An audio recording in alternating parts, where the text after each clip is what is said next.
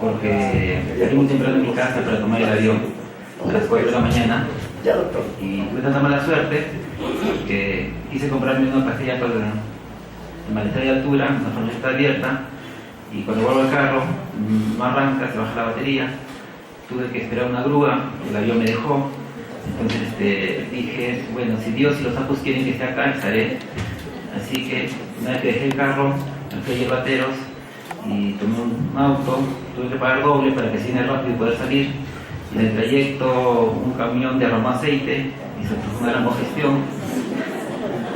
Llegué acá como a las 4:30, a las 5 recién había entrado el almuerzo, pero tuve que venir corriendo porque ya el doctor Corrales me estaba peinando las orejas.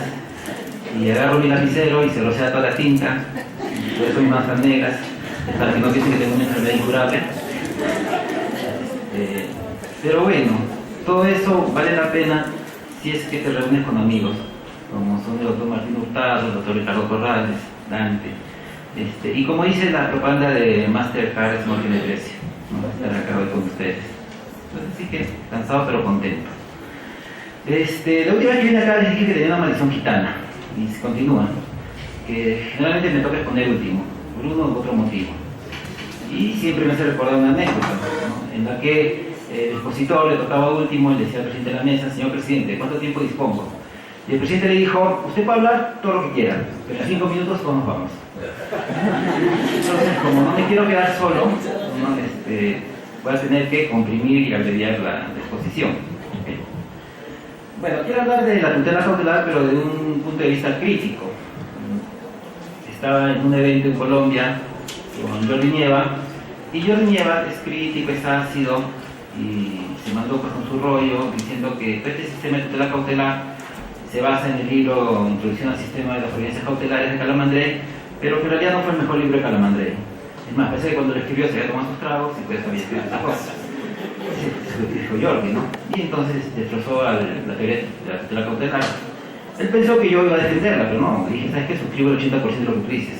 Creo que tiene que ser reformulado, ¿no? Porque hemos creado unos conceptos que en realidad significan poco o nada, y celebrarse esos conceptos es que se razonan, y por eso vienen las distorsiones en la tutela cautelar. Entonces, y eso era una revisión total. Un almuerzo con Tarufo me dice el problema cuando las palabras cobran vida, ¿no? Y las palabras se vuelven como entes vivos y los ponen como si existieran, y en realidad solo son palabras. Y cuando no representan una realidad concreta, entonces esas palabras dejan de tener sentido. Y eso lo representa con muchos conceptos en el proceso, entre ellos los conceptos que definen la tutela cautelar. Bueno, partimos que hay un derecho a la tutela jurisdiccional en el artículo 139, inciso 3 de la Constitución. ¿Qué implica eso? Un conjunto de garantías que sean para poder ejercitar el derecho de acción y a través del proceso tener una sentencia que resuelva el fondo del conflicto, fundamentada, motivada y que sea susceptible de ser eficaz. De esta concepción emanan las distintas manifestaciones y tipos de tutela: la tutela cognitiva, la tutela ejecutiva y la tutela cautelar. La tutela cognitiva tendrá como fin obtener esa respuesta, o sea, cuidar la declaración de certeza frente a un estado de incertidumbre jurídica inicial, para lo cual tendrá que seguir la serie procedimental: afirmación, negación, confirmación, alegación, siendo el objeto de esta serie procedimental la sentencia o declaración de certeza. Entonces, la tutela cognitiva, esa función de declarar certeza, se materializa o se realiza a través de procesos cognitivos. Luego tenemos la tutela ejecutiva, en la cual ya no se busca declaración de certeza. Lo que se busca es que esa declaración de certeza que ya tengo, que es el título, pues cumpla sus efectos, se mantiene sus efectos, ¿no? A través de la agresión del patrimonio del deudor. Para lo cual la estructura va a ser distinta. Ya no va a ser afirmación, negación, confirmación, alegación, sino hay una fase preparatoria del título, una fase liquidadora y una fase de satisfacción. La estructura es distinta porque la finalidad es distinta. Y luego hay un tercer tipo de tutela, la tutela cautelar, cuya finalidad no es tampoco crear la certeza, o sea, formar un título, ni ejecutar el título, sino asegurar o conservar los efectos del título que se consiguen en el proceso cognitivo. Y la forma procesal va a ser el proceso cautelar. Entonces, este tipo de tutela, 3 tipos de procesos: tutela cognitiva, tutela ejecutiva, tutela cautelar. La tutela cognitiva forma título, la tutela ejecutiva ejecuta el título, y la tutela cautelar asegura o conserva los efectos del título. De manera de definición, que todas las tutelas giran en torno al concepto título, donde viene el brocardo latino: nulo executio sine título. No hay ejecución sin título, porque una busca el título, la otra ejecuta el título, y la otra pues asegura o conserva el título. Pero la realidad pues, nos ha dado nuevos escenarios en los cuales estos tipos de tutela a veces hacen agua o no cumplen su destino. El clásico ejemplo es la transfusión de sangre a los testigos de Jehová, que se oponen, ¿no? Y el niño que necesita la transfusión, los padres se oponen ejerciendo su derecho a la religión. Entonces dice, ¿cómo puedo hacer la transfusión de sangre? El médico no puede hacerlo porque estaría ejerciendo su tutela, ¿no? Y él no es quien para decidir qué valor prima, religión o vida. Y entonces algún abogado le aconsejará, tienes que pedir autorización al juez. Pero ¿qué es lo que pido? No puedo pedir una tutela cognitiva porque cuando consigue el título, pues el niño ya está muerto y velado y enterrado, ¿no? Puedo pedir tutela ejecutiva porque no hay ningún título que ejecutar. No puedo pedir tutela cautelar porque lo que pediría sería que se autorice la transfusión de sangre. Pero después cuál sería la pretensión cognitiva. O sea, ¿qué es lo que buscaría que se declare en el proceso principal? La verdad es que nada, porque ya conseguí lo que quería con la medida cautelar. Tal vez algún abogado de Estado dirá, para que se diga en el caso concreto que vida es preferible a la religión. Ok, pero si el juez dice no, dice todos los derechos son iguales, infundada tu demanda, yo puedo retrotraer los efectos, puedo quitarle la sangre al niño, no puedo, yo lo conseguí. O sea, no importa si está fundada, infundada, etc. No me importa lo principal. Lo conseguí con una tutela, digamos, cautelar naturalizada. Eso da lugar a un nuevo tipo de tutela, ¿no? La tutela diferenciada. O que otros llaman tutelas urgentes, tutelas preventivas, tutelas anticipadas, tutelas inhibitorias. Como todo el mundo le pone nombres, a mí también me gusta ponerle nombre, yo le llamaría tutela específica. Porque es específicamente para una situación. ¿Y qué es lo que trata estas tutelas diferenciadas? De prevenir o evitar un daño mayor, o sea, una situación de riesgo mayor. Ahí no hay certeza, no hay declaración de un título, ejecución de un título, ni asegurar el conservar de un título. Es pura actividad jurisdiccional para evitar una situación de riesgo mayor. Y como no tenemos regulada esa tutela diferenciada, pues ¿qué hacemos? Forzamos la tutela cautelar o la desnaturalizamos. ¿Pero por qué se da esta situación? Por varias cosas. Como ven, todavía no avances. Como ven, ¿no? El escenario de la tutela clásica, con la formación del título, tiene un nacimiento pues en el mundo romano, donde los derechos sean de contenido patrimonial. Eso significa que todo se compra, todo se vende. Y entonces, en el transcurso del proceso cognitivo, si se pierde el bien jurídico, no importa, porque para los romanos, siempre hay una prestación equivalente, que es la indemnización. Por lo tanto, la vida, la libertad en Roma tiene precio. Si tú me das plata, te pongo la mano en el cuello, la mano sin que me pertenece, entonces ¿qué te vuelves? Un objeto que me pertenece, por tu impresión por deudas. Y si somos varios acreedores, ¿qué hacemos? Como no hay multipropiedad, pues agarramos y desposamos a la persona y cada uno en una parte del cuerpo. Entonces, la vida y la libertad tienen precio. Entonces no se hacen problemas por eso, ¿no? Por el riesgo de que se pierda el bien jurídico. Pero entonces los romanos no conocían el concepto de derecho fundamental. Eso recién se va formando después de la Segunda Guerra Mundial. Los derechos fundamentales es todo lo opuesto a los derechos de contenido patrimonial.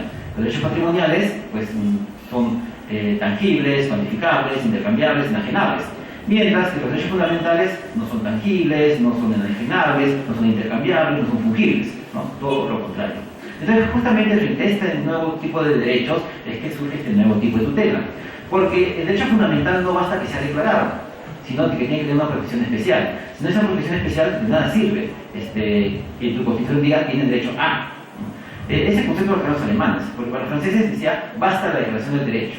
Por eso su documento fundamental era la Declaración Universal de los Derechos del Hombre y del Ciudadano.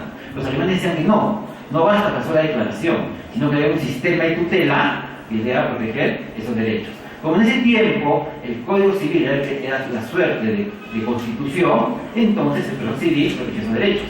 Pero cuando se van desarrollando los derechos fundamentales no hay una tutela específica para ese tipo de derechos. En lo penal puede ser, varias corpus, pero en lo civil no. El amparo pretendió ser una tutela, digamos, urgente, pero su estructura es un proceso declarativo, con lo que el amparo perdió eficiencia, ¿no? Y lo que consiguió fueron procesos declarativos más cortitos. Y entonces surge un nuevo tipo de tutela. Hasta ahí la explicación es simpática. Sí, claro, derecho fundamental, protección especial. Pero también tiene una trampita. Todos tenemos que verlo entre líneas. ¿Y cuál es la trampita? Como ven, acá se suprimen muchas garantías, por ejemplo, el contradictorio, ¿no? Ante supuestamente la carga de justificación del solicitante de esta tutela inmediata, el juez inmediatamente da la respuesta. Con lo que podemos llegar a situaciones de arbitrariedad o subjetivismo.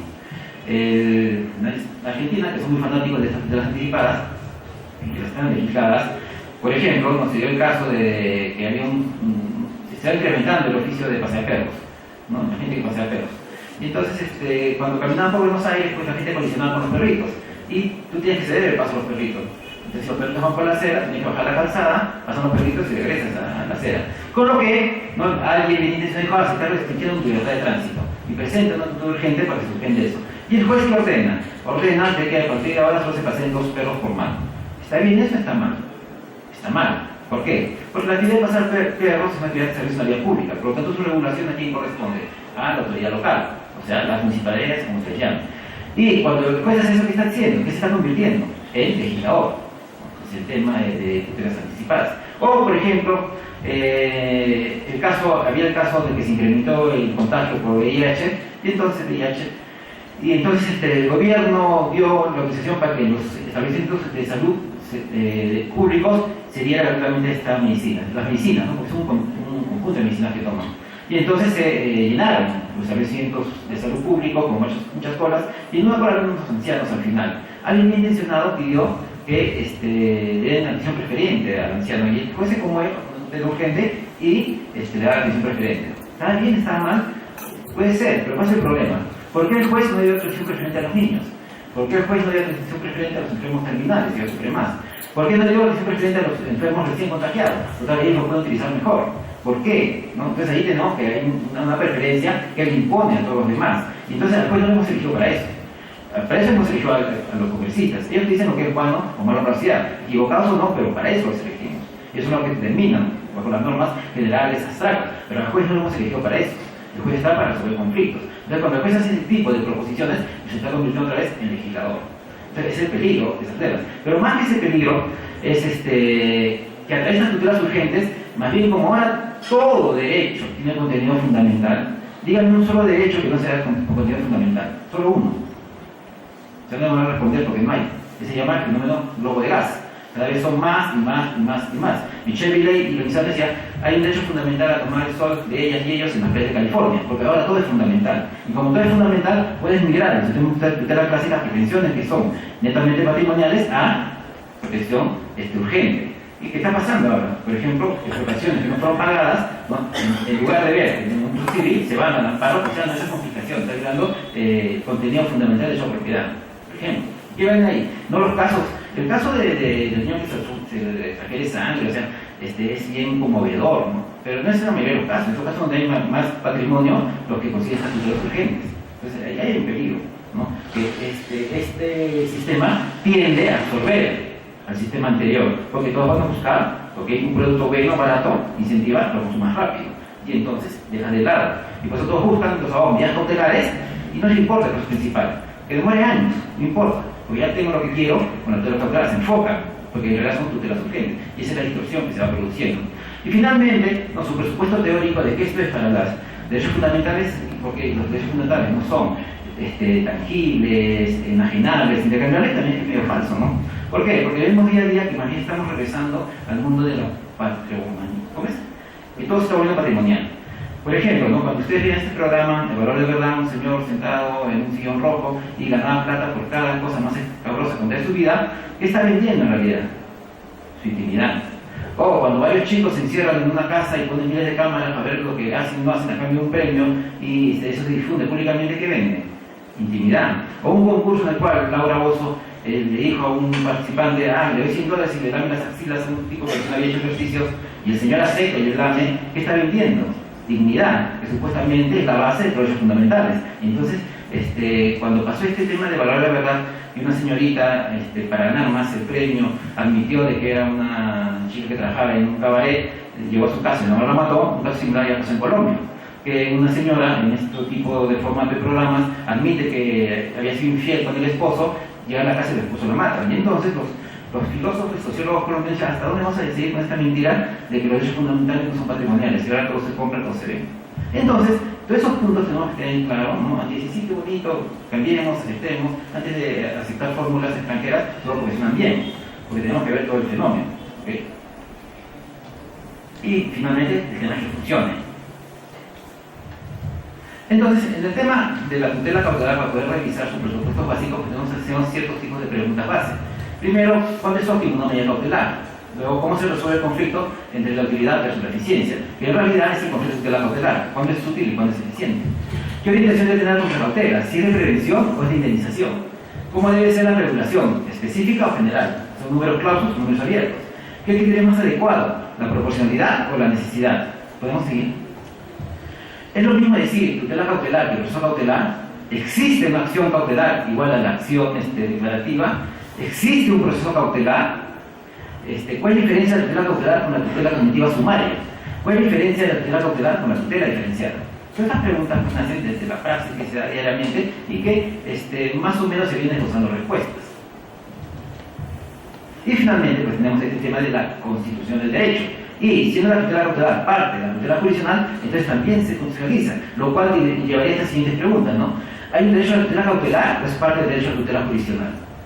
¿Existe la obligación de los tribunales de una interpretación pro cautela, así como una interpretación pro accione? ¿La legalidad implica un catálogo de medidas cautelares? ¿O el juez puede crear medidas cautelares que no estén reguladas? ¿Es un derecho unidireccional, o sea, es solicitante o es bidireccional?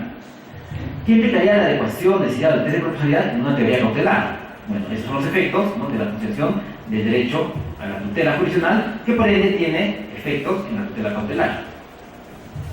Entonces, ¿qué tenemos? El espacio en el cual el juez, ¿no?, va a razonar en una tutela cautelar va a ser un espacio de incertidumbre. ¿Por qué? Porque no tiene el conocimiento completo de todo. Va a ser información incompleta, porque solo va a recibir información de una de las partes, porque no recibe la información de todos. Va a ser una información asimétrica. ¿Por qué asimétrica? Porque el que quiera la tutela cautelar no va a decir todo, sino solo lo que le conviene para conseguir la medida cautelar. Va a tener un escenario de intensidad de ventaja-amenaza, porque el solicitante de la tutela cautelar muchas veces no quiere asegurar el efecto del proceso cognitivo, sino que quiere amenazar para que se cumpla más rápido. Por ejemplo, me pongo el caso de los bancos, ¿no? Cuando un banco te manda un mensaje, cumple, usted lo pagar, si no le voy a embargar sus bienes. Mi pregunta es, ¿a quién hago más daño? ¿Quitarle a un tipo con la justa de un televisor o el banco que tiene dinero? O sea, en realidad quiebra el patrimonio del banco por no embargarle el bien al señor, ¿no? Pero entonces, ¿qué está haciendo? Identificando la ventaja de amenaza. Entonces, utiliza la respuesta cautelar como un mecanismo de identificar la ventaja de amenaza. Luego tenemos una privacidad condicional de la eficacia sobre la seguridad. ¿La seguridad cómo se obtiene? Con el proceso cognitivo plenario, ¿sí? En cambio, aquí se condiciona en un punto primero a la eficacia, o sea, le damos más valor a la eficacia. Luego se encuentra diluido el control de interacción, porque uno de los principios del proceso de control de interacción, lo que podríamos traducirlo en palabras de derecho, contradicción, ¿no? Pero se encuentra diluido cuando la medida es decretada y no es paz, sin conocimiento de la persona. Y se suspende el control de publicidad. ¿Por qué? Porque solo se entidades de la medida lo que ha sido ejecutado. Y entonces se produce la suerte de azar objetivo. ¿Qué es el azar objetivo? Que puede llegar a la respuesta sin saber cómo, ¿no? O sea, ya, te doy un valor, pero no sé cómo. Esa es la conclusión de ese escenario que tiene el juez al desarrollar la tutela cautelar con las herramientas que tenemos. Lo cual, ¿no?, ¿qué origina? Que muchas de las medidas cautelares que se decretan son en realidad insostenibles lógicamente, pero lo que hacen es repetir conceptos, pero no le dan un aterrizaje concreto. En este escenario, pues el objetivo de la tutela cautelar no es la ventaja de amenaza, no es adelantar los efectos, tampoco es asegurar y conservar las sentencias, tenemos que buscar una medida óptima. ¿Cuándo se da una medida óptima? Tenemos dos escenarios: se concede o no se concede la medida cautelar. Y tenemos dos estados de cosas: que el demandante no tiene razón o el demandante tiene razón. Si no concedo la medida al demandante que no tiene razón, pues no hay daños. Si concedo la medida al demandante que tiene razón, tampoco hay daños. Por el contrario, si concedo la medida al demandante que tiene razón, ¿no?, sí hay daños. ¿A quién? Al demandado. Y es la medida injusta. Y si no concedo la medida al demandante que tiene razón, hay daños, pero ¿para quién? Para el demandante. Lo que se llama la sentencia ineficaz.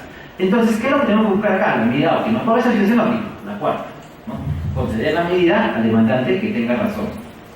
Ahí viene el problema, ¿no? ¿Por qué? Porque lo que dije anteriormente. ¿Cómo decir que tiene razón si estamos usando incertidumbre, información incompleta, asimétrica, donde se identifica la ventaja de la amenaza,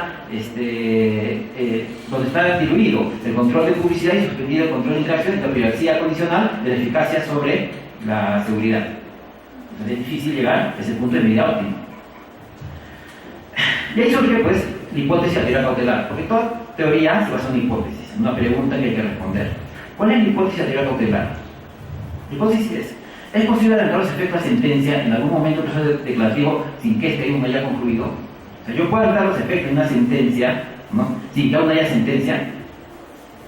Esa es la pregunta de la hipótesis cautelar, que justamente conlleva a la concesión de la medida cautelar. O sea, la cláusula cautelar tiene que responder esta pregunta. Ahora, para responder esa pregunta, pues elaboramos una teoría, ¿no? Y primero tenemos la teoría clásica. Sí. Sí. ¿Sigue? Ya. Tenemos la teoría clásica. La teoría clásica dice, para responder esa hipótesis de la teoría cautelar, o sea, la posibilidad de adelantar los efectos, ¿no?, de la sentencia, sin que haya sentencia, un momento, el punto del proceso declarativo, pues nos basamos en tres elementos: la verosimilitud del derecho, el famoso bonus juris, el peligro de la demora o peligro de demora, la contracautela, y ahora vamos a incrementar la adecuación. Dice, sea 1, 2, 3 y 4, concedo la cláusula cautelar. Y está ahí todo bonito. El problema es, ¿qué significa cada uno de estos? ¿Qué entendemos por cada uno de estos? Y entonces partimos por el primero. ¿Sí? En fin. La cláusula cautelar es general, en lo penal o en lo civil. El artículo 611, en realidad, repite los mismos requisitos del 628 del Código Penal. Dice la verosimilitud del derecho invocado, la necesidad del peligro de la demora, la razonabilidad, que es lo mismo, fundamento que exista fundados y varios elementos de convicción. ¿Qué cosa es? Verosimilitud del derecho, ¿no? Que la circunstancia sea superada también, verosimilitud del derecho. Que los antecedentes de una circunstancia del caso permita corregir la sustracción de la justicia. ¿Qué cosa es? Peligro de la demora. O sea, es la misma estructura, ¿no? Le cambia el nombre, pues es la misma estructura. Verosimilitud del derecho, peligro de la demora, contracautela y adecuación o proporcionalidad. Entonces partimos por analizar nuestros puntos, la famosa verosimilitud del derecho. Esta determinación de la verosimilitud del derecho parte de un error de Calamandrei, de la traducción del término Basque-Tiger, ¿no? Que eso lo hace guapo. Y el problema es, cuando he leído muchas resoluciones cautelares, ¿no?, dicen, verosimilitud del derecho es la probabilidad de que sea declarado fundado, por lo cual entramos en un error lógico. ¿Qué es lo verosímil, lo parecido a la verdad? ¿Y qué es la verdad? Lo que sucede en el pasado. ¿No? Yo puedo decir que es verdad que la doctora está sentada, porque la vi sentada y estoy en pasado. Pero ¿qué es lo probable? Lo que puede suceder. ¿No? Entonces yo puedo decir la verosimilitud es la probabilidad, porque estoy confundiendo dos espacios distintos, pasado con presente. De ahí nomás se cae este concepto. Pero el problema no solo fue de Calamandrei, no echó la culpa, ¿no? Lo que pasa es que Calamandrei traduce el alemán, y el alemán tiene orígenes en el ario. Y en el ario, pues, que tiene sus bases en el griego, ellos sí sabían distinguir entre lo verosímil y lo probable. Popper, ¿no?, hace bien clara esta distinción entre lo verosímil y lo probable. Pero nosotros no. Nosotros confundimos todo y Cicerón, por la culpa, ¿no?, él traduce lo verosímil como lo probable. Y después eso llega al latino y por eso para ellos lo verosímil es lo probable. Pero son cosas distintas. La verosimilitud es una verdad con contenido. ¿Por qué? Porque no es lo que pasa en la verdad, es el camino de la verdad amplia. Mientras que la probabilidad es la verdad con falta de contenido. Es el camino de la certeza a través de una disminución gradual de contenido informativo. Eso dice Popper. Para Tarufo, ¿no?, lo verosímil no importa, porque lo verosímil es subjetivo. Lo que puede ser objetivamente probado es lo probable, porque por eso es métodos objetivos. Entonces, esta distinción de verosimilitud y probabilidad pues nos lleva a una conclusión de que no sirve para nada, porque no se explica nada. Entonces, ¿cómo podemos sustentar una razón cautelar un término que por sí es contradictorio? Con lo que, ¿no?, autores, como yo ya decía, no sirve para nada, entonces vamos a enfocarnos en el segundo elemento. Dice que es el verdadero sustento de la tutela cautelar, que es el periculum mora. El primer mora y daño irreparable. Nos dice el profesor Ovidio Batista da Silva que los conceptos daño irreparable y periculum mora, ambos generados en la Edad Media, servían para la distinción entre la satisfacción anticipada en un proceso sumario y la forma de tutela otorgada cuando el estado peligroso significa la satisfacción del derecho protegido. ¿Qué nos está diciendo ahí? Que tanto el peligro de la demora, que es el peligro interno del proceso, y el daño irreparable, que es el peligro externo, no son presupuestos fundamentales o únicos de la tutela cautelar, sino son presupuestos para toda forma de comisión sumaria. Los procesos sumarios deberían basarse en estos conceptos. Entonces no es, ¿no?, un presupuesto básico de la tutela cautelar, sino es un presupuesto básico para cualquier forma de comisión sumaria, cualquier forma de reducción del proceso. Por lo tanto, se nos cae nuestro segundo elemento. Proseguir. Luego viene, ¿no?, la adecuación. Dice, debería de ser adecuada a proporcionalidad. Lo cual es el famoso test de proporcionalidad funcional, el cual implica, pues, el triple examen, ¿no?, de adecuación, la necesidad y la proporcionalidad. Pero el tema es acá que toda resolución judicial tiene que ser proporcional. O sea, es una animalidad decir, la medida cautelar tiene que ser proporcional, porque toda resolución tiene que ser proporcional. O sea, no tiene sentido esto. Esto es básico. Entonces, ni A ni B ni C. Nos queda una cautela. Para determinar la contracautela, ¿no?, tenemos estos factores. Uno, los daños que puede sufrir el demandante sin la medida cautelar. Dos, los daños que puede sufrir el demandado con la medida cautelar. Tres, la probabilidad que el demandante tenga razón. Cuatro, el patrimonio o solvencia del demandante. A esto también se podría agregar un quinto elemento, que sería el patrimonio del demandado. El juez, al determinar la contracautela, ¿qué conoce? Solo uno, ¿ok? Porque lo recibe de la información del solicitante, los daños que le va a causar a ella. Y con las justas puede conocer tal vez dos, ¿no? La intensidad del daño, ¿okay?, que va a sufrir el demandado por la medida cautelar, que el solicitante no lo dice, pero desconoce solamente 3, 4 y 5. Entonces, ¿cómo yo podría graduar, ¿no?, una contracautela si desconozco todos los elementos justamente para graduar esa contracautela? Finalmente, ¿cuál es la finalidad de la contracautela? Es justamente, como dice el código, pagar los daños en caso de que la sentencia sea penal. No, es una función preventiva, es llegar a medidas óptimas. ¿Para qué? Para que el el solicitante no arriesgue o arriesgue lo que le corresponde, me puse una teoría de juegos, ¿no?, y no pida más de lo debido. Entonces, la contracautela funciona como un regulador para evitar medidas injustas, medidas innecesarias, etc. No como una función iniciatoria. Y si fuese una función iniciatoria no puedo terminarla porque desconozco estos elementos. Sí. Finalmente, ¿no?, la contracautela también tiene una distorsión. ¿Por qué? Imaginemos pues que en el proceso es un intercambio de bienes, ¿no?, la jurisdicción por la acción. A tanta acción que tú ejerces, que es un bien privado, el Estado te da tanta jurisdicción que te corresponde. Siempre el punto de cruce es el punto hipotético de justicia, ¿no?, en su definición más primitiva de Justiniano, dar a cada uno lo que le corresponde. Es el punto X. Entonces, ¿qué pasa en ese escenario? Que el solicitante de la medida cautelar trata de maximizar utilidades, que es el punto que está más cerca del punto justicia, o sea, quiere lo más, ¿no? Y por otro lado, el Estado trata de reducir costos, que el proceso gaste menos, que es la curva de arriba. Entonces, el punto hipotético de justicia se da en una zona en la cual se maximizan utilidades y se reducen costos, ¿no? La eficiencia con utilidad, es el punto hipotético, mágico, pero que no existe. Hay una serie de puntos alrededor, pero nunca se llega al punto de cruce. ¿Qué pasa con la tutela cautelar? Cuando tú concedes la cláusula cautelar, está dando todo, ¿ok? Está maximizando utilidades cuando sube la zona sombreada, ¿no? Y esos costos los garantizas con el pago de la contracautela. Pero no se está agravando ese máximo de utilidades. Es decir, yo gano y lo único que garantizo es el daño, o sea, el traslado del costo al demandante. Pero no se me está agravando lo que estoy consiguiendo por delante de la medida. ¿Okay? En todo sistema de input-output siempre se graba la entrada y la salida. Por ejemplo, ¿no?, impuesto a la riqueza, se graba el ingreso, ¿okay?, y se graba la salida, ¿no?, el impuesto a la renta y el impuesto al consumo. ¿No? Todo sistema de input-output sirve así. Pero este sistema no, solo grabas el output, o sea, el daño, pero no el input, o sea, la utilidad. Con lo cual se genera esta distorsión. ¿Por qué? Porque estoy rentabilizando. Y como estoy rentabilizando, tiene incentivos para presentar medidas cautelares, ¿no? El efecto es lógico. Si dando un bien barato y bueno y te cuesta poco, ¿qué haces? Pues lo consumo y entonces saturas el mercado con medidas cautelares. Entonces es la intención de la contracautela. Lo que pasa es que los abogados en economía, ¿no? Se fijaron otra vez repitiendo los conceptos, pero en la práctica suceden estas distorsiones. ¿Seguimos? Entonces, ¿cuál es el problema de la tutela cautelar? Como dice ahí, tal como se ha mencionado, es que el espacio de incertidumbre se incrementa no solo por la información incompleta y simétrica, sino también porque la interacción y el control policial se diluye, con lo que el efecto de maximizar la certeza legal se hace más intenso.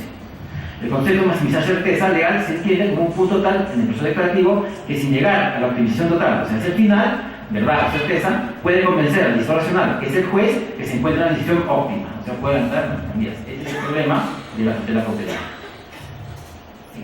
Sí. Frente a ese problema, entonces, como no da una respuesta a la teoría clásica, surgen nuevas propuestas. Una de ellas es el análisis económico del derecho. El análisis económico del derecho, yo no puedo cuantificar verosimilitud, peligro de mora, contracautela, son conceptos retóricos, vagos, abstractos. Entonces propone una fórmula. Dice, ¿cuándo se debe conceder la tutela cautelar? Dice esa fórmula, ¿no? Cuando la probabilidad de daño del demandante es mayor sin la medida cautelar que la probabilidad de daño demandado con la medida cautelar. O sea, tenemos dos escenarios: demandante con medida cautelar y demandado con medida cautelar, ¿no? ¿Sí? ¿Y cómo? Si el daño es mayor para el demandante, entonces concede la medida cautelar. Pero si el daño es mayor para el demandado, no concede la medida cautelar. Entonces la fórmula suena bonita, ¿no? Es bonita porque dice, es salvo de estos conceptos de verosimilitud, confusión con probabilidad, de contracautela, y me parece algo más lógico. Pero nuestros amigos de la análisis económico del derecho se olvidan de algo, que esta fórmula en realidad no es lógica ni es matemática. Es una repetición de un concepto de derecho de equidad norteamericano. En el mundo anglosajón, antes que existe este derecho jurisprudencial, existía lo que se llama el repaí. El repaí era cuando el juez resolvió el hecho por su propia conciencia y razón. Se van creando principios, cosas así, como lo que dirían ahora máximas de experiencia, ¿no? Ideas vencedoras, semejantes, etc. Y una de ellas era esta, pues, ¿no? Lo que se llama el balance hardship. O sea, ¿a quién le causa más daño la medida? ¿Al demandante o al demandado? Entonces, por eso se concede la medida. Pero lo racionalizan y tratan de no acumular supuestamente en matemática. Pero para que esta fórmula matemática se aplique, tiene que tener varios supuestos, o varios presupuestos. ¿Cuál es? Primero, que la medida no debe tener costos administrativos. Y toda medida no tiene costos administrativos. ¿Cuáles son los costos administrativos? Los costos del proceso. El ingresar a un proceso ya te genera costos, y el tiempo que se demora en resolver es un costo que se debe asumir. Entonces, en esta fórmula no debería existir, pero eso existe. Que las consecuencias de la medida son ciertas, y eso no sabemos. No sabemos el daño que causo cuando embargo un bien, cuando adelanto una medida innovativa, cuando suspendo un acto, etc. No tengo una estadística clara de la medida del daño. Que suele decir la medida cautelar posible, y eso es falso. No tenemos un abanico de posibilidades de medidas cautelares. Que no prevé la existencia de daños a terceros, eso también es falso. ¿Por qué? Porque la medida cautelar no solo daña al solicitante, sino a todo su entorno. Por ejemplo, si le embargan el sueldo a una persona y no puede pagar sus deudas y está perjudicando al otro acreedor. No prevé la existencia de daños irreparables. Y eso también es falso. Nosotros cuando hablamos de daños, de los derechos fundamentales, si asumimos que son intangibles, infungibles, inajenables, tienen valor absoluto. Entonces es un positivo negativo. Por lo tanto, ¿no? Se generan daños irreparables. Y que no existe aversión al riesgo. Y eso también es falso, ¿no? Un jugador racional, pues no necesitaría una medida cautelar, digamos, sobre una base de riesgo y se puede. En cambio, el abogado no, el abogado se la juega, ¿no? Pero la medida cautelar, el costo es bajo, no hay sanción porque te pueden proceder la medida cautelar, y entonces se la consigo bien. Entonces, no sirven los presupuestos para aplicar la fórmula. Parecía bonita, pero no es. Frente a ello, ¿no? Mi propuesta es esta. Mi propuesta es, en el proceso cognitivo, se produce una situación que se llama daño marginal de inducción procesal. ¿Qué es eso? El daño que te causa por el ingreso al proceso. Uno va al proceso no para hacer vida social con el demandado, o conocer a los jueces y amigos, ¿no? No vas. Tú vas de manera involuntaria, te vas obligado por la falta de colaboración del deudor. Es más, ir al proceso no es un jardín de niños, no es bonito, ¿no? Es deprimente ir a un juzgado. Acá la gente triste, todos pelean, todos están con cólera. Salvo que seas un migrante patológico, eso que tiene que hacer en la vida y demandan para sentirse a alguien, lo normal es que uno empiece al proceso. Pero vas, ¿por qué vas? Por la falta de colaboración del deudor, él te obliga a ir al proceso. Entonces, en el momento uno que vas al proceso, ya se te produce un daño, porque tú no disfrutas del bien al cual tenías derecho. Así, te den a 3 meses, lo más rápido posible, y con los intereses, ya se produce el daño 1. Y entonces siempre se produce ese daño. Ese es el daño marginal de inducción procesal, el costo por ingreso al proceso. Ese es un costo económico, no es un costo contable. Porque los costos contables, como la pérdida o deterioro del bien, están en la iniciación o los intereses. Acá sería como el costo de oportunidad. ¿Por qué? Porque el proceso distrae mis recursos para una actividad que la vez querida. Entonces, por eso lo tengo que internalizar y el único que sufra ese costo es el demandante. Por ejemplo, ¿no? Ustedes están acá por un extraño motivo. Pueden estar haciendo un abanico de cosas. Pueden estar con sus familias, con sus hijos, enamorados, esposas, amantes, quien sea, pero prefieren estar acá. ¿Por qué prefieren estar acá? De verdad yo no lo sé, pero ustedes han cuantificado todo eso que han dejado de hacer, digamos que cuesta 5, y estar acá les cuesta 6. Entonces esos costos maximizan y siempre acá. Están subiendo el costo de oportunidad de dejar de hacer otro. Acá ese costo de oportunidad no lo asume el solicitante, no disfruta el bien, y ese costo de oportunidad se va a incrementar por cada unidad de tiempo que demora el proceso. Con lo que, más tiempo, más daño.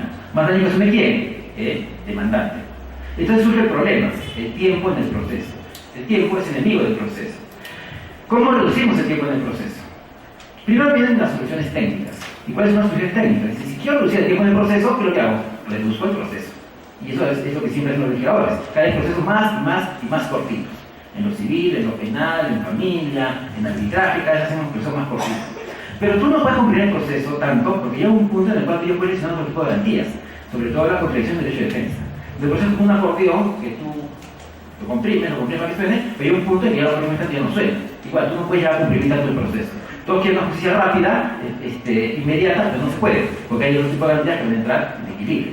Entonces surgen las soluciones dogmáticas. La solución dogmática dice, como yo no puedo ya tanto comprimir el proceso, ¿qué es lo que hago? Adelantar los efectos de sentencia sin tener sentencia a un punto del proceso. ¿no? Que es la hipótesis de la cautelar. ¿Cómo adelantar un punto de ejecución sin tener una sentencia a un momento de proceso declarativo? ¿Cómo se da la respuesta a esta hipótesis? A través de la resolución del conflicto ejecutivo endoprocesal. ¿Qué es esto del conflicto ejecutivo endoprocesal? En el proceso se produce un conflicto de dos dimensiones. Una dimensión cuantitativa y una dimensión cuantitativa. En la dimensión cuantitativa están en conflicto los intereses de los sujetos del proceso. Por un lado, el demandante que tiene un interés de urgencia en la respuesta, porque todo demandante utilizante va a querer una respuesta rápida. Frente a ello tenemos el interés del demandado. El interés del demandado no es demorar el proceso, eso es mala fe. El interés del demandado es que se termine la comisión, se crea la comisión plena y ahí recién agredir el patrimonio. O sea, hay un interés de urgencia del demandante versus un interés de urgencia del demandado de condición plena. En la dimensión, ¿no?, cuantitativa, y se llama cuantitativa, se significa la intensidad del interés. ¿Qué interés más intenso? Y ese tiene el tema de la prueba. Ahí es el tema de la prueba. ¿Cómo está? Mayor prueba. O sea, la prueba que te dice, ¿no?, ¿qué es más intenso? ¿Urgencia o comisión? Frente a ello viene la dimensión cualitativa, que es un conflicto de valores. Porque en la medida cautelar vas a tener que enfrentar dos valores. Uno, la tempestividad versus la estabilidad, la eficiencia versus seguridad. Y entonces va a producir lo que dijo el doctor Martín Hurtado, el conflicto trágico. Porque tienes que obtener un valor, eficiencia o seguridad, y alguno tienes que sacrificar. No puedes dar los dos al mismo tiempo. Y ahí viene una etapa de argumentación. Entonces, en el proceso, conforme va avanzando el proceso, se va incrementando la probabilidad de certeza. Cuando tú inicias el proceso, tienes un certidumbre cero, ¿ok? Y conforme va avanzando, la omisión, audiencia, se va incrementando, llega al 100%, que es la sentencia. Si, en un proceso en particular, de intensidad, digamos, de urgencia prima sobre la intensidad de condición plena, si haciendo este juicio de racionalidad entre necesidad y eficiencia y prima la necesidad y hay un grado de certeza, ¿qué hago? Concedo la tutela cautelar. Por el contrario, ¿no?, si la condición plena es más intensa, si en el juicio de eficiencia versus seguridad prima la seguridad y si el grado de certeza es muy bajo, ¿qué hago? No concedo la tutela cautelar. Y entonces, ese es el razonamiento, a mi parecer, para conceder o no conceder la cláusula cautelar. Y uno dirá, ¿de qué sirve la verosimilitud, probabilidad, contracautela y todas esas cosas? No es que no sirven, sí sirven. Sirven, pero para presentar la solicitud cautelar. Es lo que es la carga de justificación de la cautelar, ¿no? El solicitante debe de argumentar eso, pero el juez sobre la base no puede decretar. O sea, pueden mirar, verosimilitud, contracautela, primera lengua, la razón no. Esos son requisitos de legitimidad. ¿Quién puede presentar? El razonamiento se haría a través de la resolución del conflicto ejecutivo endoprocesal. Les pongo un caso pequeño, claro, para que se entienda. Por ejemplo, el caso de alimentos. En el caso de alimentos hay tres presupuestos materiales.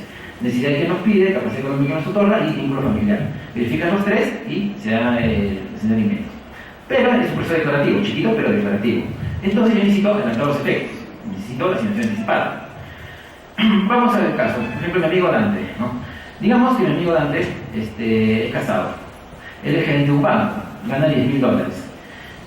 Su esposa, joven, ha dejado de trabajar para justamente cuidar al niño porque la plata les alcanza.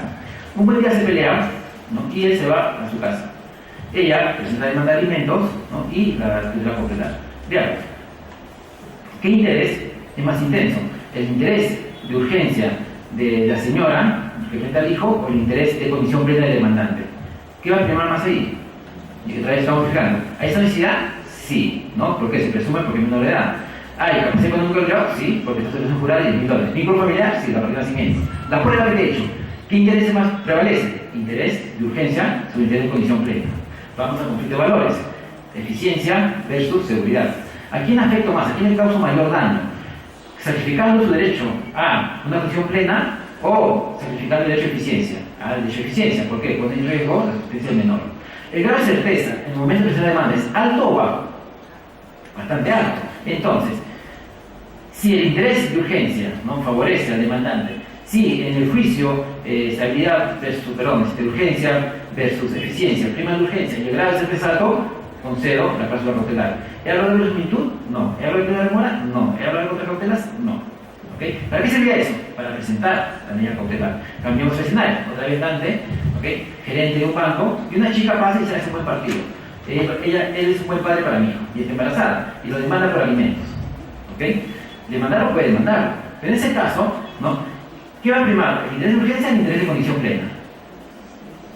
El interés de condición plena. ¿Por qué? Porque primero tenía que determinar si es su hijo o no es su hijo, por lo que se ganan los presupuestos materiales. Por lo tanto, en el juicio de necesidad de estabilidad que hace preferir la seguridad jurídica. Y el grado de salto es bajo, bastante bajo, ¿no? Salvo que aparezca una palabra después. Entonces, concedo o no concedo. No concedo. Entonces, ese es el mecanismo para la resolución de conflicto ejecutivo en lo procesal. He hecho esta mi exposición a la Universidad del Curso,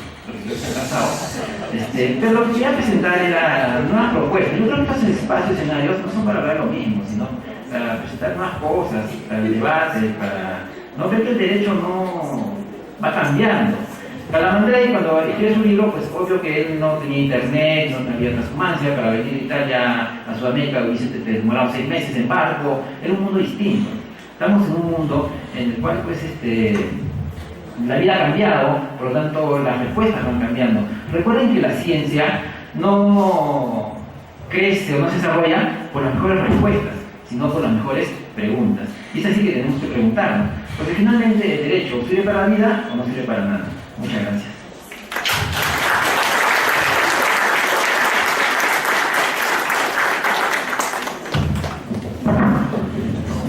Bien, entonces vamos a dar pase a los panelistas.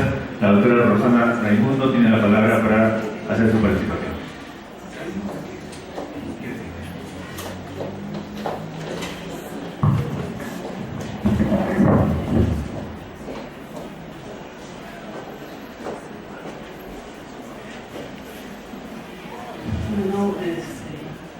Siempre con el saludo cordial para el doctor Ricardo Corrales Melgarejo, el presidente de la Comisión de Capacitación. Del mismo modo para nuestro señor panelista, el doctor Omar Sumaria Benavente, nuestra doctora Iris Gómez, también panelista en este evento académico. Y quiero que me permitan en principio iniciar mi participación haciendo extensiva las felicitaciones del caso a nuestro ponente Omar Sumaria. Nos ha dado una cátedra de lo que es la tutela cautelar o cómo se debe entender la tutela cautelar a la fecha.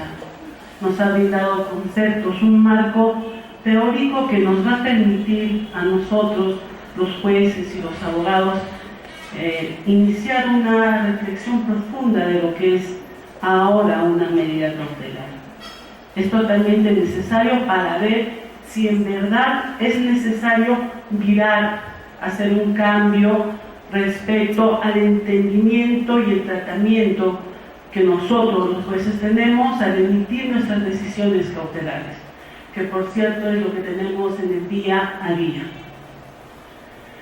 Yo venía a esta exposición con los conceptos clásicos de lo que es la medida cautelar, doctor Sumaria, y usted nos ha dicho que ya Calamandrei se ha quedado en el pasado y en efecto, pero es un referente respecto a esta institución de la medida cautelar, un referente muy importante porque creo que es uno de los pioneros en el estudio de lo que es la tutela cautelar de las medidas provisionales. En ese entendido yo lo voy a citar porque es a partir del estudio de Calamandrei que sabemos nosotros que la medida cautelar es una anticipada ejecución de los efectos de una providencia que se va a dar finalmente, con la finalidad de evitar causar un daño irreparable. En virtud de este concepto también entendemos que la medida cautelar es un instrumento del instrumento, es decir, de la función jurisdiccional, que tiene que ser efectiva. Y lo cito porque esta concepción de la medida cautelar también la tenemos en las sentencias del Tribunal Constitucional a la fecha.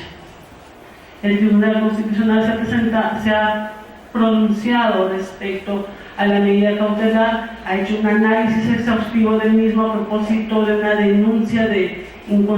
una demanda de inconstitucionalidad de las medidas cautelares en el Código Procesal Constitucional y ha vuelto a recalcar, a reafirmar la finalidad de la medida cautelar, que es asegurar la ejecución de nuestras sentencias, que éstas sean debidamente cumplidas, que sean eficaces, ¿no es cierto? Neutralizamos a través de las medidas cautelares el perjuicio irreparable que se pueda generar si es que no se conceden las medidas cautelares. Pero como institución jurídica que coadyuva a que nuestras sentencias sean eficaces, obviamente tiene que responder a determinados presupuestos o parámetros regulados en nuestro Código Procesal Civil. Eso lo tenemos bastante claro y está a la fecha en el artículo 611 del Código Procesal Civil, tal como lo ha citado el maestro Sumaria. En resumen, nos referimos a la verosimilitud del derecho invocado, el peligro en la demora y el último inciso que incluye la razonabilidad de la medida cautelar en relación a la pretensión demandada. Entiendo, maestro Sumaria, que estos requisitos imponen en el juez límites para poder otorgar la medida cautelar. Los señores jueces no podemos otorgar medidas cautelares arbitrarias a una simple discrecionalidad. Por lo tanto, es preciso, considero yo, evaluar estos requisitos o presupuestos de la medida cautelar, que además funcionan de manera copulativa en la evaluación que hacemos a la fecha los señores jueces al conceder las medidas cautelares. Asumo y entiendo que es a propósito de la incorporación del presupuesto de la racionalidad que nosotros vamos a comenzar a evaluar el significado y los alcances de la medida cautelar que vamos a otorgar. El profesor lo ha dicho, se tiene que analizar la razonabilidad no en base al hecho de estar en contra de la arbitrariedad, no, sino en base al hecho de la proporcionalidad, a la ponderación, recurrir a esta técnica de la ponderación que nos informa el Código Procesal Constitucional.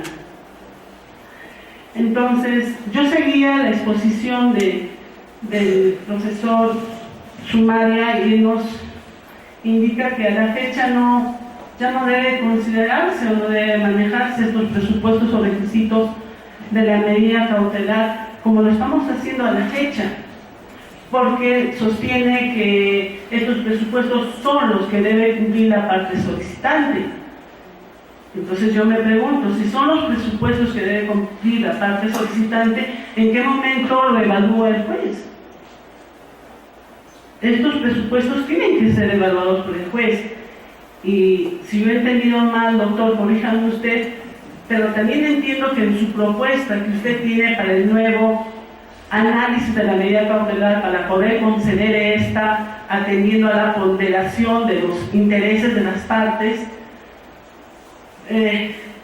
hacemos todo un recorrido del cuadro que acá tenemos, pero finalmente en su exposición tenemos que establecer el grado de certeza, si tenemos un grado de certeza mínimo o máximo en torno a la petición que ha efectuado la parte solicitante. Pues en ese entendido es que el juez va a otorgar o va a denegar la medida cautelar que se solicita. Por lo tanto, considero que no es posible hacer una evaluación de la solicitud cautelar excluyéndonos o extrayéndonos del análisis de estos requisitos que, por cierto, están vigentes en nuestro Código Procesal Civil. Lo otro, doctor, la otra pregunta, para concluir mi participación, es el tema siguiente, que a partir de la propuesta que usted está formulando para poder asumir una decisión cautelar, entendamos esta ya no como lo hacíamos antes, ¿no? Como aquella medida cautelar que nos permitía asegurar la ejecución o la eficacia de una sentencia, sino como una medida óptima. Pero medida óptima, ¿en qué contexto? ¿Cómo la podemos considerar una medida óptima? Si la consideramos una medida óptima, precisamente porque nos va a asegurar la eficacia de la sentencia o cuál es el contexto en el que se ha expuesto este término. Yo les agradezco su atención. Muchas gracias.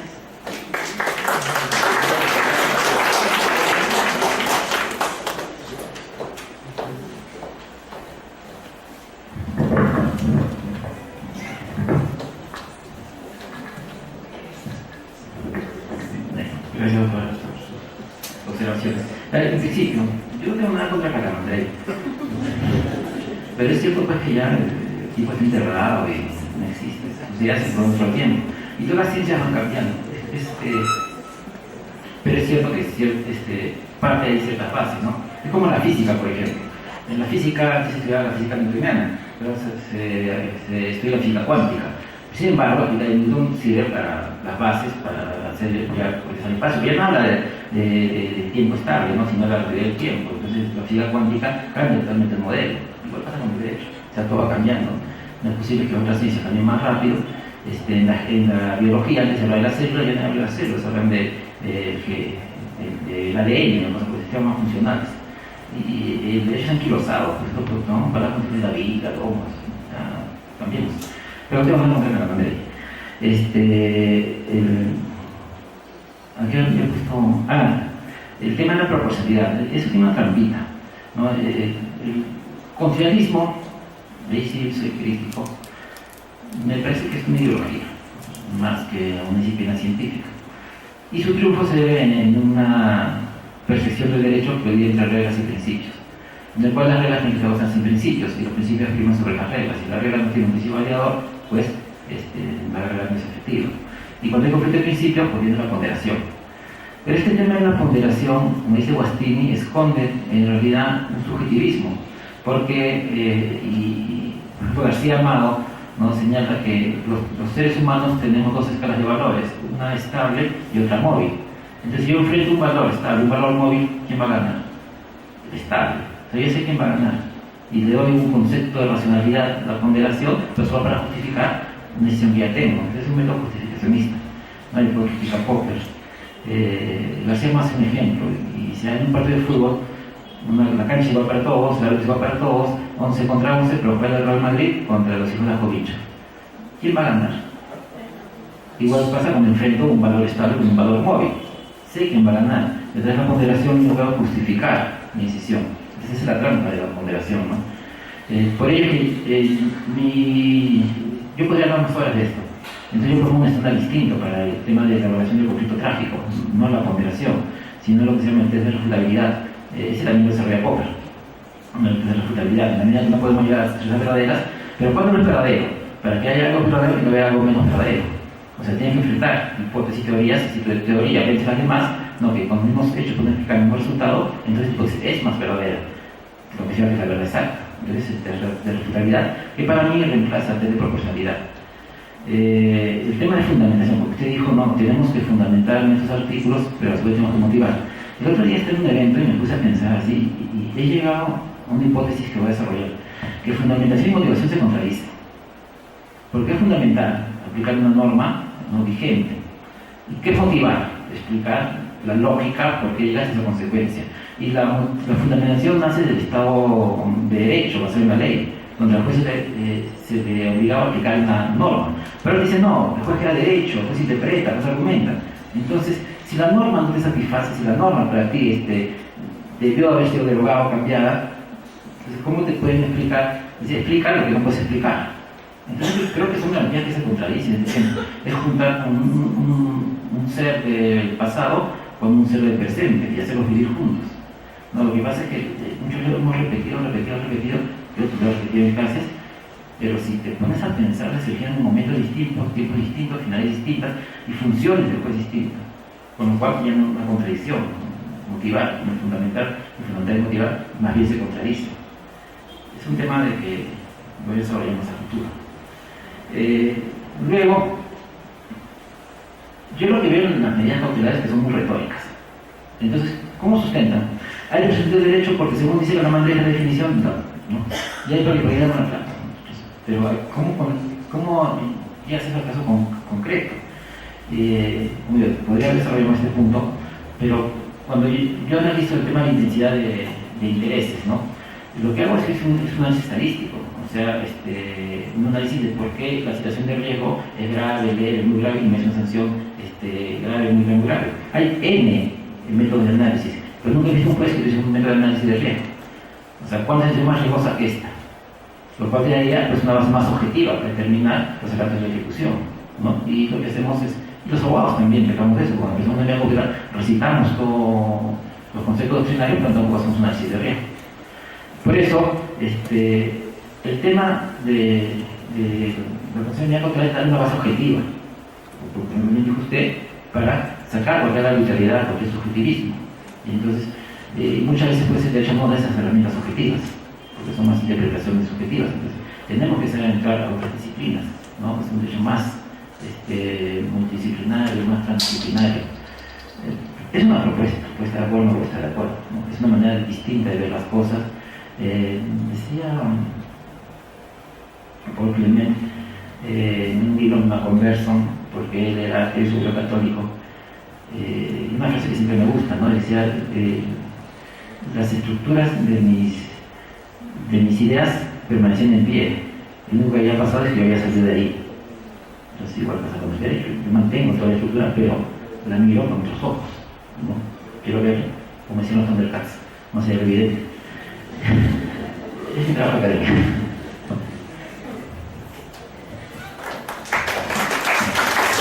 Bien, ahora vamos a escuchar la participación de la doctora Iris Gómez.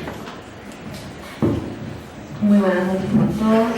De igual manera, agradeciendo la invitación muy gentil de parte del doctor Ricardo Corrales para participar hoy conjuntamente con un gran expositor, el doctor Sumaria, lo cual me siento altamente honrada de ser su panelista en un tema tan interesante y compartir el panelista con la doctora Rosana Ramos.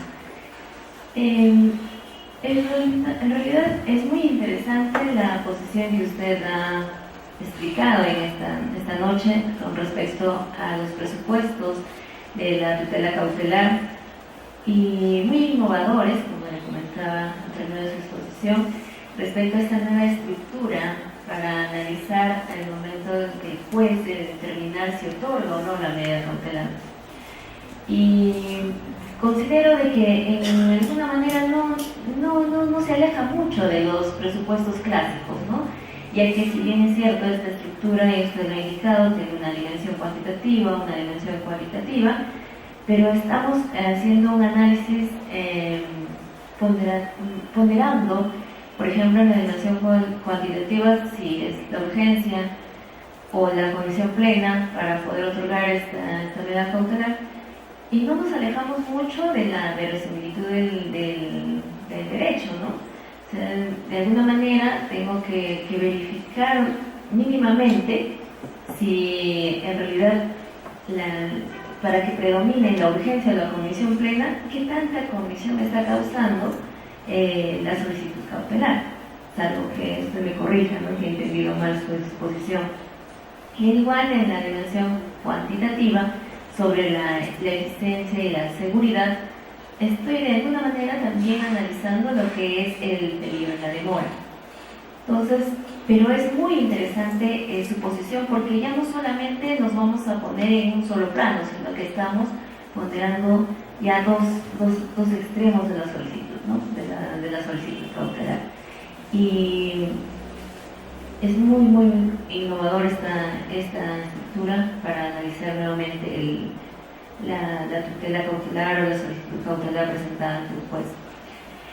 En realidad, como indicaba también la doctora Rosana, a veces los jueces nos hemos quedado pues, en un tema muy clásico, y en realidad al momento de aceptar la invitación del doctor Corrales, sí debo reconocer que bueno, me he limitado, ¿no?, a estos temas clásicos, y es una llamada de atención la forma en la que usted expone y dice, ¿no?, todos debemos innovar, todos debemos de buscar más allá de los conceptos que tenemos, escuchaba atentamente al doctor Martín, también decía, ¿no?, o sea, a veces los jueces tenemos también, nos hemos quedado en puntos muy clásicos, y no salimos más allá porque tal vez nuestra carga procesal, tal vez no el hecho de querer hacer las cosas más rápido no nos permite pues tener una apertura a lo demás.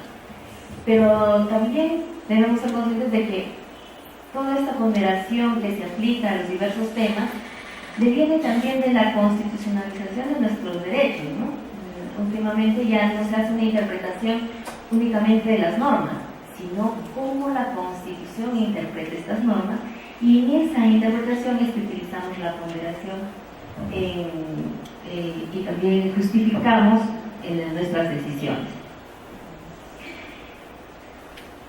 Dicho esto, bueno, yo venía también con una gran duda sobre las medidas cautelares en sí, y si me permiten tal vez salir un poquito del tema que usted ha expuesto, era un tema específico sobre el artículo 650 del Código Procesal Civil, que permite la medida cautelar de un bien inscrito a nombre de tercero. Y esta figura procesal incorporada en nuestro código a través de una modificatoria por el decreto legislativo 1069 es un tema nuevo en lo que es respecto a las medidas cautelares, y habla de que se puede, ¿no?, ejecutar una medida sobre un bien que está registrado a nombre de tercero cuando el juez ha determinado fehacientemente que éste pertenece al deudor, y que para efectos de garantizar la ejecución de la medida debe notificarse al titular registral, ¿no?, y proceder posteriormente a la subasta o al remate cuando se haya regularizado el tracto sucesivo. Escuchando su posición sobre la estructura para el análisis, me ponía a pensar, ¿no?, este articulado nos pone en dos supuestos que considero de alguna manera hay una contradicción. Dice que se debe realizar cuando el juez determine que de manera fehaciente se haya acreditado que este bien pertenece al deudor, pese que se encuentra registrado a nombre de un tercero. Pero se debe notificar al titular registral. ¿Con qué finalidad? Con la finalidad de que éste pueda ejercer su defensa sobre el bien, por ejemplo, con una desafectación o una tercería impropia, porque está aún a su nombre, y de ser el caso, inclusive con una tercería excluyente de propiedad. Lo que en mi consideración tendría que ser no una acreditación fehaciente, ¿no?, porque se volvería relativa, ya que permite a este tercero poder cuestionar la titularidad del bien. En este caso, ¿cómo podríamos nosotros aplicar la estructura que usted nos ha indicado para la decisión cautelar? Y si en realidad es una acreditación fehaciente o una acreditación relativa sobre el bien. Y por último, una característica especial que tiene esta medida cautelar es que solamente se va a poder proceder a la subasta una vez que se haya regularizado el tracto sucesivo, ya que, como también se indica en el artículo 653 del Código Procesal Civil, pues no se puede registrar ningún título sin haber o tener el antecedente de este, ¿no?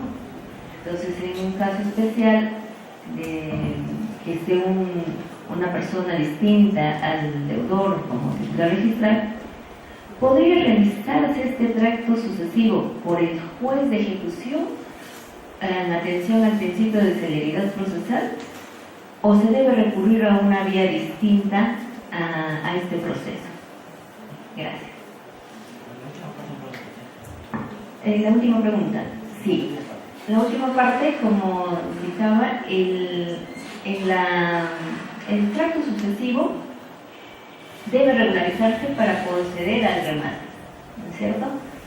Este tracto sucesivo, en atención al principio de celeridad procesal, puede ser realizado por el juez de ejecución, el juez que ha dictado la medida cautelar, o debe recurrirse a una vía distinta, obviamente con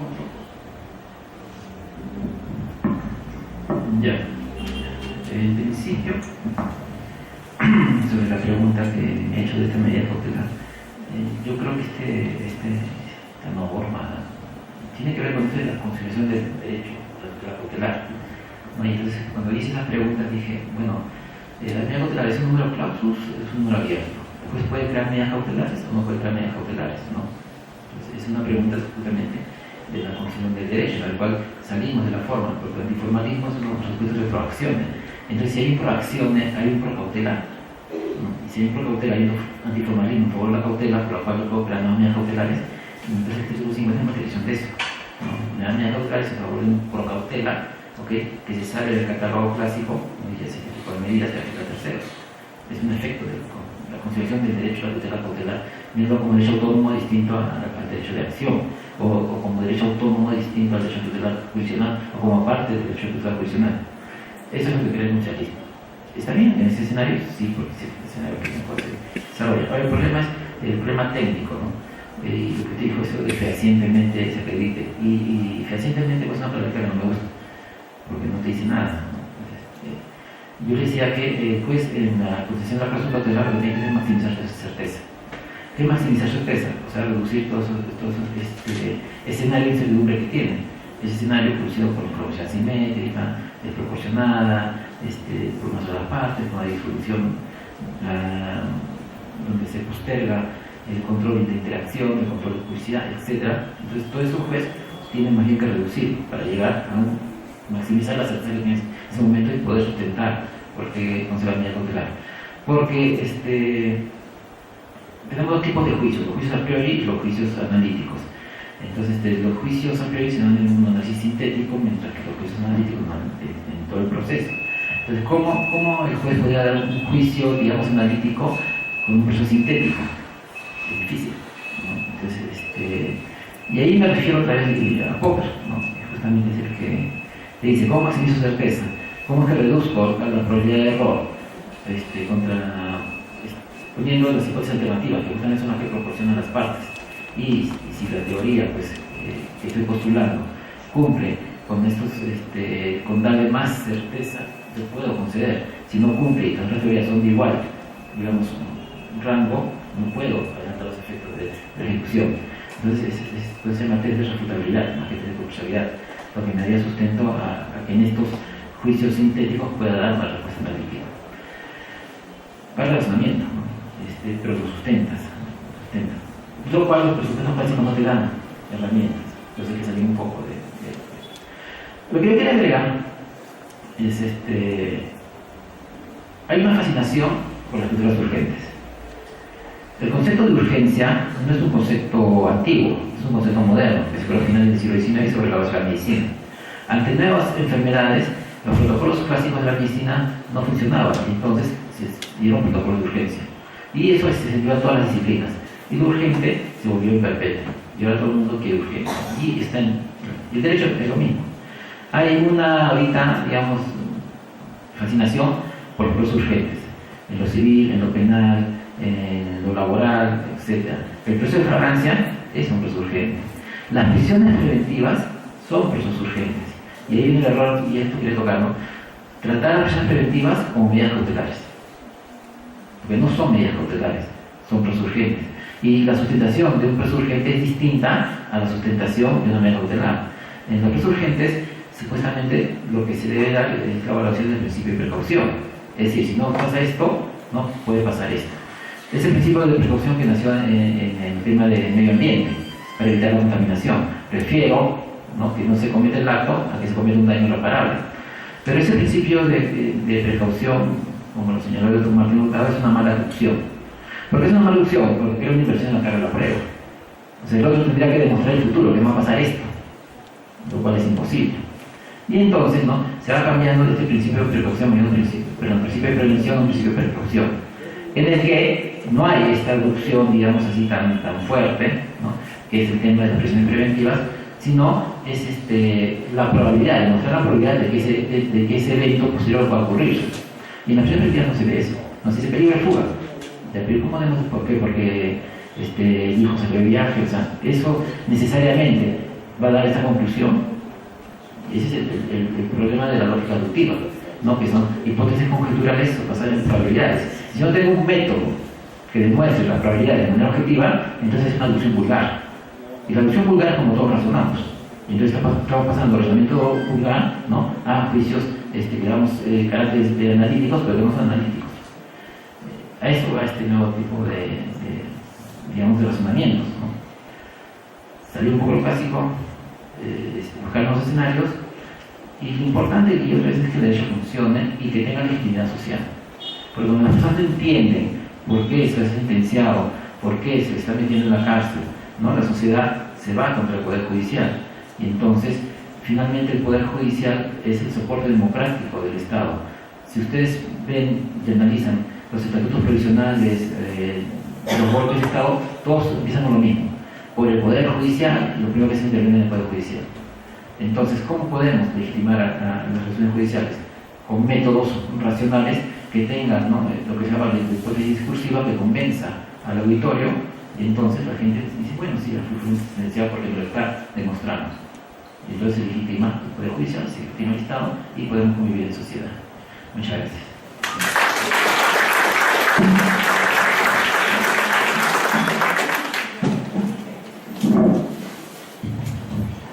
Bien, invitamos a la doctora, a la juez de paz, la doctora Mercedes Tucipulma, quien va a hacer no sé si está presente, la doctora va a hacerle un obsequio al doctor Omar Sumaria a nombre de todos los jueces de la Corte de Junín.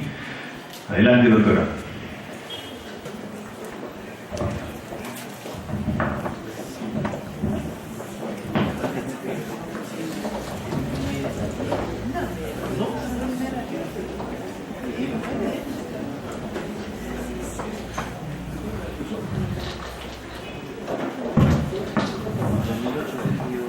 Doctor Sumaria, primeramente para agradecerle por esta brillante exposición que realmente va a contribuir a la labor diaria que llevamos. Y no dejar de repente desapercibido hacerle una entrega a nombre de todos los jueces.